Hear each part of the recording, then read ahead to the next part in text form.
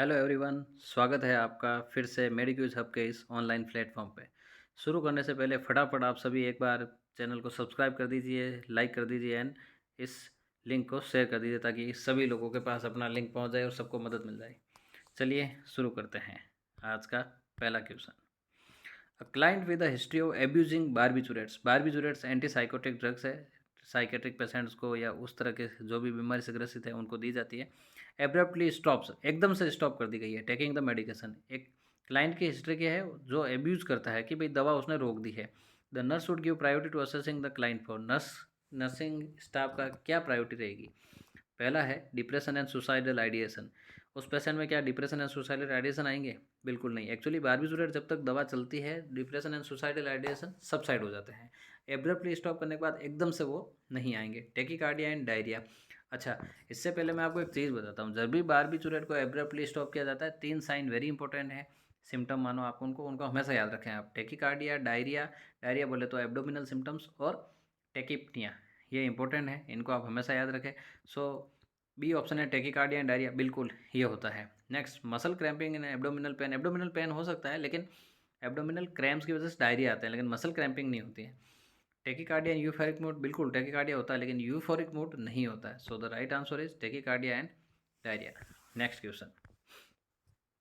During the assessment of labouring client the nurse note that the FST, labour का एक client है, nurse ने note किया FHT। FHT बोले तो fetal heart tone are loudest in the upper right quadrant. जो upper right quadrant है उसके अंदर उनको FST लाउड सुनाई दिया है।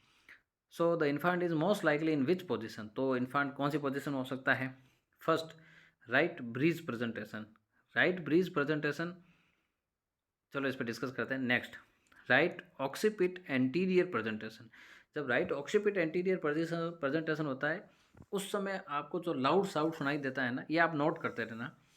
ये उस समय FST का जो लाउड साउंड है वो लोअर राइट क्वाड्रेंट के अंदर आता है हमेशा।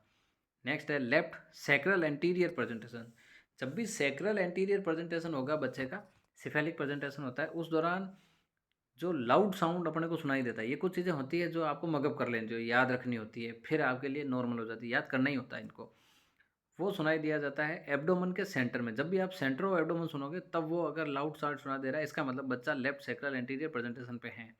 Next, left occiput transverse presentation. अगर ये लेफ्ट ऑक्सीपट ट्रांसवर्स प्रेजेंटेशन है तो लाउड साउंड है वो आपको सुनाई देता है लेफ्ट लोअर क्वाड्रेंट के अंदर। सो फिर बचा right breech presentation. Right breech, ये वैसे अब नॉर्मल प्रेजेंटेशन है, प्रेजेंटेशन सिफेलिक होता है और ब्रीज होता है। सिफेलिक नॉर्मल प्रेजेंटेशन है, ब्रीज भी कोई दिक्कत नहीं है, नॉर्मल डिलीवरी होती है, लेकिन चांसेस है ट्रॉमा होने का बच्चे को। सो राइट ब्रीज प्रेजेंटेशन के अंदर हमेशा याद रखें अपर राइट क्वाड्रेंट के अंदर FST का लाउड साउंड होता है। So the right answer is A, right breech presentation. Next question. The primary physiological alteration in the development of asthma is. Asthma के अंदर प्राइमरी, हमेशा क्वेश्चन को ढंग से पढ़ना है। प्राइमरी फिजियोलॉजिकल अल्ट्रेशन क्या होता है? फिजियोलॉजी क्या है? अस्थमा एक्चुअली एलर्जन की वजह से होता है, कुछ एलर्जिक की वजह से होता है। सो द एलर्जन और एलर्जिक जब भी आपको प्रोवोक या स्टिमुलाई होता है तो आप ये माने कि आपके प्राइमरी फिजियोलॉजी ये क्रिएट होगी कि जहाँ भी स्टिमुलेंट गया या पोल्यूटेंट गया जो आपको स्टिमुलाई कर रहा है, एलर्जन है वो, उसकी वजह से जो आपके म्यूकस सीक्रेशन पाथवेज है उनकी वजह से सबसे पहले आपका ब्रोंकियल जो स्मूथ मसल है उसमें स्पाज्म होगा। उसकी वजह से बाद में सीक्रेशंस आएंगे, म्यूकस प्लग होगा, रेस्पिरेटरी इश्यूज होगा। ये सब टेम्प्रेरी होता है, एक प्रॉपर टाइम के बाद थोड़ी चीज़ हो जाती, ठीक भी हो जाता है और कुछ ट्रीटमेंट भी लेना होता है। तो सबसे पहले जो फिजियोलॉजी स्टार्ट होती है वो ब्रोंकियल स्मूथ मसल में स्पाज्म स्टार्ट होता है, वहाँ एलर्जन की वजह से, उससे म्यूकस सीक्रेट होता है, पाथवे ब्लॉक भी हो जाता है, सांस में तकलीफ आती है, बहुत सारी चीज़ें होती है। So first option bronchial inflammation and dyspnoea. Inflammation होता है लेकिन ये लेटर स्टेज में होता है, प्राइमरी फिजियोलॉजी नहीं है। नेक्स्ट, हाइपर सिक्रेशन बिल्कुल होता है, एबनॉर्मल विस्कस म्यूकस का ये भी होता है, उसकी वजह से ही तो पूरा पाथवे ब्लॉक होता है, लेकिन it's not a primary. Next, infectious process, ये इन्फेक्शियस प्रोसेस नहीं है लेकिन एलर्जिक प्रोसेस होता है जिसकी वजह से म्यूकोजल एडिमा, एडिमा तो नहीं कहेंगे लेकिन विस्कस फ्लूइड कलेक्ट होने लग जाता है। So the right answer is spasm of bronchial smooth muscle, D. Next question. A client with mania is unable to finish her dinner. एक पेशेंट है जिसको मेनिया है, ये एक साइकेट्रिक प्रॉब्लम है जो अनेबल है अपना डिनर करने में। So to help her maintain sufficient nourishment the nurse should, actually mania वाले पेशेंट बहुत ही हाइपर एक्टिव होते हैं, तो उनको डाइट वैसे भी वो कम लेंगे, भरोसा नहीं है वो लेंगे नहीं लेंगे, ट्रीटमेंट के साथ लेंगे नहीं लेंगे, तो उनको डाइट हमेशा ऐसी देनी चाहिए जो शॉर्ट हो लेकिन उनके लिए हाई एनर्जेटिक हो। सो दो ऑप्शन के साथ चलते हैं। Serve high calorie food she can carry with, high calorie मतलब एनर्जी वाली फूड है, तो बिल्कुल ये राइट आंसर हो सकता है। अपने को हमेशा ऐसे ही फूड देना है जो, क्योंकि वो ज़्यादा लंबे समय तक खाएगा नहीं, वो मैनिक पेशेंट है, कोई भरोसा नहीं है उसका। Next, encourage her appetite by sending out for her favourite foods, ये बोला जा रहा है कि उसके भूख को बढ़ाया जाए या उसके भूख को शांत किया जाए, उसको बाहर भेजकर अपने फेवरेट फूड के खाने के साथ, ऐसा नहीं कर सकते क्योंकि वो प्रॉपर ऑब्जर्वेशन में होना चाहिए, अगर आप बाहर भेज दोगे तो ऑब्जर्वेशन नहीं होगा, तो ये राइट आंसर नहीं हो सकता।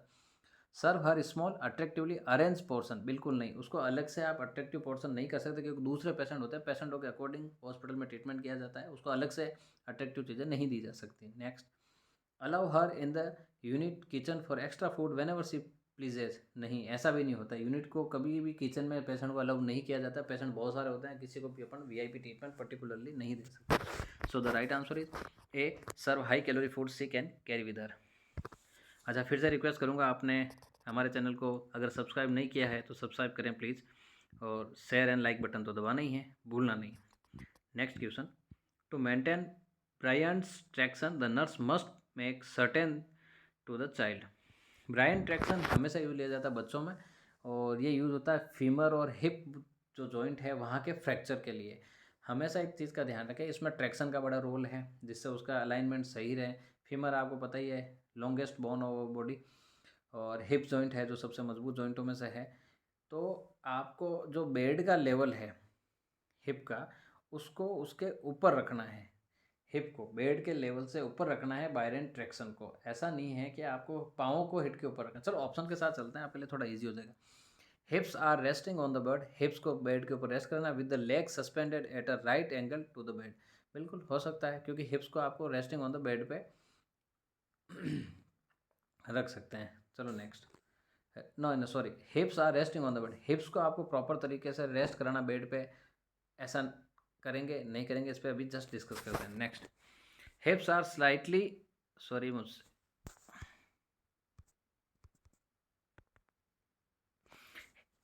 चलो आपको एक्चुअली मुझसे कुछ क्लिक हो गया है गलती से, तो आपको आंसर पहले से हो गया है। Hips are slightly elevated above the bed and the legs are suspended at a right angle to the bed, actually इसमें मैं समझाना ये चाह रहा हूँ, आप समझिए, चलो आंसर आपको दिख ही गया है। Hips are slightly elevated above the bed, जो हिप्स हैं जो उनको अपन थोड़ा सा ऊपर रखेंगे बेड के लेवल से, एंड उसको ऊपर क्यों रखेंगे, ताकि वो जैसे ही उस ट्रैक्शन से थोड़ा बेरियन ट्रैक्शन है उसके ऊपर जाएंगे तो उसका जो प्रेशर है, and the legs are suspended, अपने जो पाँव है उनको लटका सस्पेंड किया गया at the right angle to the bed, bed के राइट एंगल में, जिससे कि वो ट्रैक्शन का जो पूरा भार है वो पूरा का पूरा वहाँ पे आए, जिसकी वजह से जॉइंट का अलाइनमेंट बना रहे, और वही राइट आंसर है। क्योंकि हिप्स को आप ना तो बेड पे रख सकते हैं क्योंकि ऑलरेडी फ्रैक्चर है, पूरा भार उस पर चला जाएगा तो ट्रैक्शन कहाँ जाएगा, जैसे सी ऑप्शन दे रहा है, hips are elevated above the level of the body, अगर आप हिप्स को अबव बॉडी के लेवल से ऊपर कर देंगे तो ट्रैक्शन का और उल्टा